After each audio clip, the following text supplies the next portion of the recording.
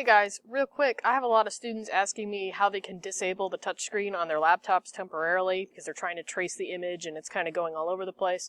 So I'm going to show you on my PC how you can do that. Okay, you're going to go down to the search bar and you're going to type in Device Manager.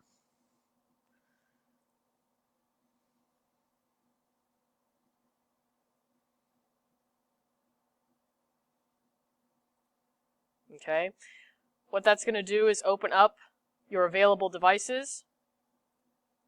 What you're going to do is you're going to look for the option that says Human Interface Devices. You're going to scroll down and you should see an option that says HID Compliant Touchscreen. You're going to right click it and there should be an option to disable it. Okay, that is because I already disabled mine, but you can enable and disable your touchscreen from here. So click disable and you should be able to trace the image on your screen. And then if you want to turn your touchscreen back on, come back to the device manager, right click and hit enable so that you can get your touchscreen back.